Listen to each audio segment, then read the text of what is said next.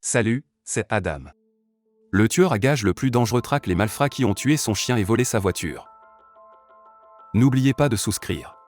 John Wick, encore en train de se remettre de ses blessures et hanté par les souvenirs de sa défunte épouse, Hélène, sort péniblement de la voiture accidentée. Il applique une pression sur une plaie à son ventre, luttant pour rester sur ses pieds.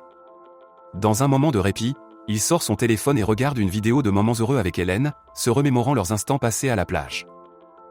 La scène se déplace alors plusieurs jours en arrière, lorsque John se réveille un jour nuageux.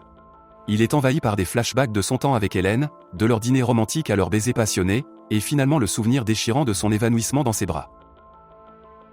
John est ensuite vu dans une chambre d'hôpital avec Hélène, qui est clairement malade. Il lui dépose un baiser affectueux sur le front avant que le docteur n'annonce des nouvelles inquiétantes et ne quitte la pièce. Le récit saute ensuite au jour des funérailles d'Hélène. Alors que les pleureurs se retirent, John se tient seul au bord de la tombe, accablé par le chagrin. À son insu, un homme l'observe de loin. Après la cérémonie, l'ancien ami de John, Marcus, s'approche de lui, exprimant son inquiétude et ses condoléances. Marcus reconnaît que cela fait un moment et demande comment John gère sa perte. Après une brève conversation, Marcus prend congé et part. De retour chez lui après les funérailles, John commence la tâche difficile de nettoyage lorsque la sonnette de la porte retentit, annonçant le début d'un nouveau chapitre dans sa vie. John ouvre la porte pour trouver une femme de livraison qui l'attend avec un colis. Elle lui demande de signer quelques papiers et lui remet le colis. À l'intérieur, John découvre un petit chiot Beagle. Accompagnant le chiot se trouve une lettre sincère de Hélène, exprimant son acceptation de sa mort imminente et son désir que John trouve à nouveau l'amour et la compagnie, en commençant par leur nouvel ami à quatre pattes. En lisant la lettre, John est envahi par l'émotion, les larmes lui montant aux yeux. Il sort le chiot de son enclos et remarque le collier orné de fleurs qu'il porte, ce qui lui permet de déduire qu'Hélène avait nommé le chien Daisy. Malgré la réticence de Daisy à quitter le lit au début, John la place doucement sur le sol. Le lendemain, Daisy grimpe sur le lit et réveille John, formant immédiatement un lien avec lui. Elle le suit dans toute la maison alors qu'il poursuit sa routine quotidienne. John verse des cornflakes pour lui-même et Daisy, promettant de lui acheter de la nourriture appropriée plus tard. En passant plus de temps ensemble, John et Daisy développent une connexion forte. Ils partent en voiture dans la Ford Mustang Mach, un vintage de 1969 de John, parcourant la route. En cours de route, ils rencontrent trois mobsters russes, dont Yosef Tarasov, le fils du parrain du crime Vigo Tarasov, alors qu'ils s'arrêtent pour faire le plein. Yosef s'intéresse à la voiture de John et lui demande son prix. John répond qu'elle n'est pas à vendre. Yosef insulte John en russe, pensant qu'il ne comprendra pas, mais John le surprend en répondant qu'elle n'est pas à vendre. Yosef, qui caressait Daisy à ce moment-là, devient en colère mais est retenu par l'un de ses amis, qui conseille à John de passer une bonne journée. Plus tard, John emmène sa voiture dans une zone de construction abandonnée, l'utilisant pour déraper et libérer sa frustration accumulée, et évitant de justesse les collisions avec les camions tout en naviguant sur le terrain difficile. Alors que John se prépare à aller se coucher, il réalise que Daisy doit se soulager. Il la descend en bas, où deux individus ombreux l'attaquent soudainement, tandis qu'un troisième prend une batte de baseball et frappe John à la tête. Au milieu des gémissements de Daisy, l'un des hommes commence à battre John brutalement. Tragiquement, l'un des assaillants attaque également Daisy, lui brisant le cou. L'un des hommes demande les clés de la voiture, et l'autre indique qu'il les a trouvées. Après avoir pris les clés, l'homme retire son déguisement, révélant qu'il est Yosef. Yosef insulte John et lui souhaite froidement une bonne nuit avant de le rendre inconscient. Lorsque John reprend connaissance, il se trouve à côté de son animal de compagnie sans vie. Il caresse doucement la tête de Daisy avant de l'enterrer, puis il commence à nettoyer les conséquences de l'intrusion violente, tout en étant tourmenté par les souvenirs de sa femme et de l'attaque récente. Yosef conduit la Mustang de John au garage d'Aurelio. Lorsque Yosef demande une nouvelle identification et une nouvelle plaque d'immatriculation pour la voiture, Aurelio reconnaît immédiatement le véhicule et exige de savoir comment Yosef l'a acquis. Yosef se vante d'avoir volé la voiture à son propriétaire et mentionne qu'il a tué le chien du propriétaire. Aurelio refuse de servir Yosef et le frappe au visage. Un des associés de Yosef sort une arme, prêt à riposter, mais l'autre intervient pour l'en empêcher. Yosef insulte Aurelio et menace de faire affaire ailleurs. Plus tard, John se rend au garage pour se renseigner sur sa voiture. Cette nuit-là, Vigo appelle Aurelio pour comprendre pourquoi il a frappé Yosef. Aurelio explique que c'était en réponse au vol de la voiture de John Wick et au meurtre de son chien. Viggo exprime son inquiétude et se rend à son penthouse. Un de ses hommes de main le félicite, mais Viggo insiste pour rencontrer son fils. Pendant ce temps, John descend dans son sous-sol avec un marteau-piqueur et commence à briser le sol, révélant un cache de armes et de pièces d'or qu'il avait mis de côté. Dans un effort pour résoudre le problème croissant, Viggo organise une rencontre avec son fils, Joseph, chez lui. Il commence la réunion en offrant un verre à Joseph et en complimentant son manteau de manière décontractée. Cependant, cette interaction apparemment amicale prend rapidement une tournure sombre lorsque Viggo donne 2 coups de poing sévères dans le ventre de Joseph, lui rappelant la gravité de ses actions et à qui il a fait du tort. L'homme de main de Viggo exprime le désir de partir, mais Viggo lui ordonne de rester. Viggo procède ensuite à éduquer Joseph sur le passé de John Wick. Il révèle que John était autrefois associé à lui, connu par le surnom omineux de Baba Yaga ou le croque-mitaine, comme l'homme qu'on appelle pour tuer le croque-mitaine.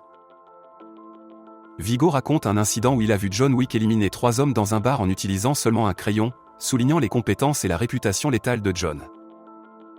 Viggo explique que lorsque John a voulu prendre sa retraite et épouser Hélène, Viggo lui a présenté une tâche impossible, qui consistait à réaliser plusieurs assassinats de haut niveau en peu de temps. À l'étonnement de Viggo, John a réussi à accomplir la tâche, et ses efforts ont joué un rôle clé dans l'établissement du syndicat criminel Tarasov. Malgré la confiance de Joseph dans sa capacité à gérer la situation, Viggo le prévient sévèrement que John Wick viendra après lui, et il y a peu de choses qu'il peut faire pour l'empêcher. Après avoir communiqué le danger imminent, Viggo tente d'appeler John pour éventuellement résoudre le problème, mais John raccroche immédiatement, préparant le terrain pour une confrontation mortelle. Cette nuit-là, Viggo prend des mesures drastiques en envoyant une équipe de 12 tueurs hautement qualifiés chez John avec l'intention de l'éliminer. Cependant, John prouve qu'il est plus que capable de se défendre et élimine tous les 12 assaillants dans une bataille féroce et implacable. Peu après, un policier arrive à la porte de John S., répondant à une plainte pour bruit.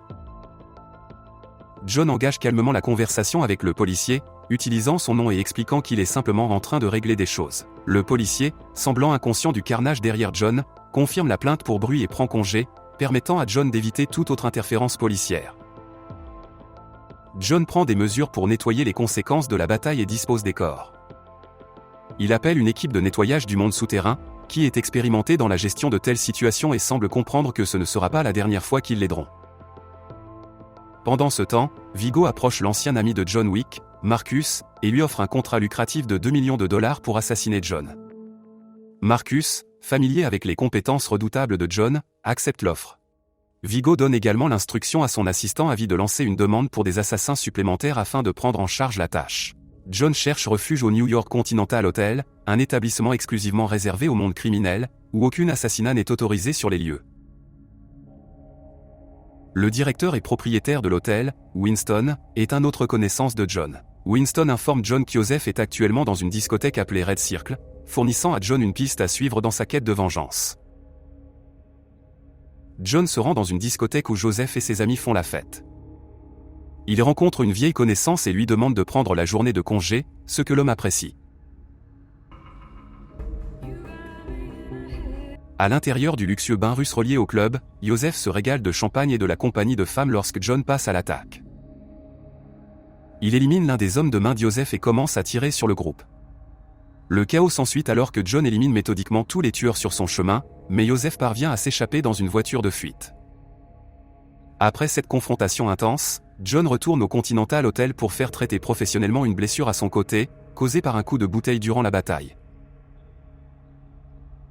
Le médecin conseille à John d'éviter les efforts physiques excessifs pour ne pas déchirer ses points de suture.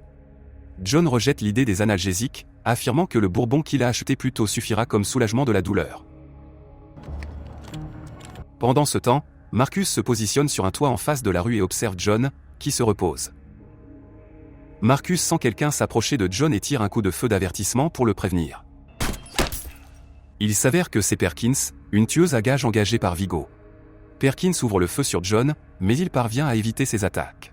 Elle révèle son accord avec Viggo, lui offrant une récompense substantielle pour éliminer John, même si cela signifie enfreindre la stricte politique de non tuer de l'hôtel.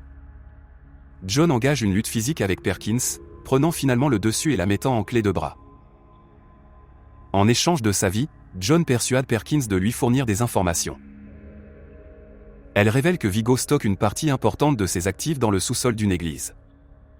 Après avoir rendu Perkins inconsciente, John la laisse aux soins de Harry, un membre du personnel du Continental, en échange d'une des pièces d'or secrètes de l'organisation. Après son affrontement avec John, Perkins est menotté à une chaise par Harry, un employé de l'hôtel Continental. À l'insu de Harry, Perkins a disloqué son pouce et parvient à se libérer. Elle se libère et, en couvrant le visage de Harry avec un oreiller, le tue d'une balle. Pendant ce temps, John localise la cachette d'argent et de documents importants de Viggo dans une chapelle. Après avoir éliminé les gardes présents dans l'église, il contraint le prêtre à le conduire au coffre. John évacue les femmes présentes dans le coffre et met le feu à toute la structure. Alors que Viggo prend conscience de l'incendie, il est attaqué par une rafale de balles tirées par l'assaut implacable de John. Malgré l'élimination de la plupart des hommes de Viggo, John est rendu inconscient lorsque deux SUV se percutent, le projetant au sol. Viggo capture John et remet en question l'ampleur de sa vengeance pour une voiture et un chien. John révèle que le chiot était un cadeau de sa femme décédée et offre à Viggo un choix, livrer Joseph ou mourir aux côtés de son fils.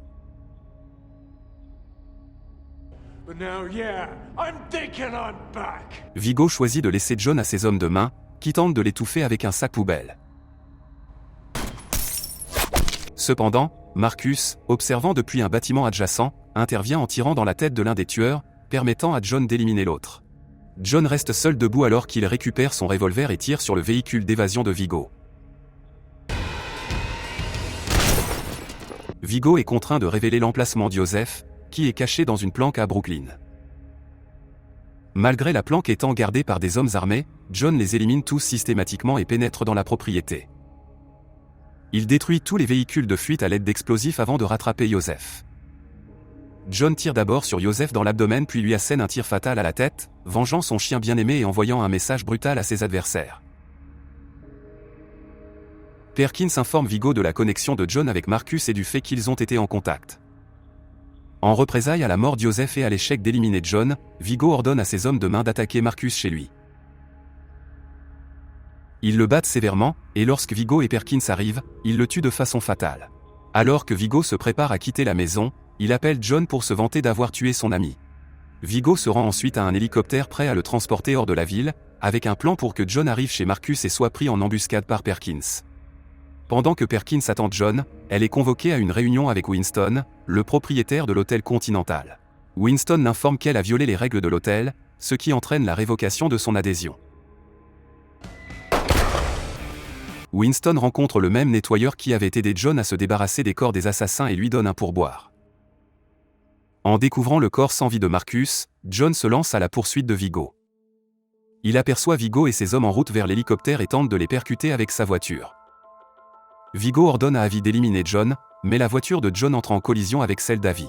Viggo tente de pousser la voiture de John du bord d'une falaise, mais John survit à l'épreuve. Les deux hommes s'engagent dans un combat brutal au corps à corps sous la pluie. Viggo essaie d'attaquer John, mais John utilise le couteau enfoncé dans son propre ventre pour avoir un levier, brisant le bras de Viggo. Il récupère ensuite le couteau et poignarde Viggo mortellement dans le cou, le laissant mourir. Le film se termine avec John, encore saignant, trouvé motivé pour continuer après avoir regardé la vidéo avec Helen. Il cherche un traitement médical pour sa blessure au couteau et adopte un chiot pitbull, l'emmenant chez lui comme nouveau compagnon, symbolisant son nouveau départ. Si vous êtes intéressé par ce genre de film, veuillez passer à la vidéo suivante à l'écran et partagez également vos réflexions sur ce film dans les commentaires. Mettez un j'aime et abonnez-vous. Au revoir.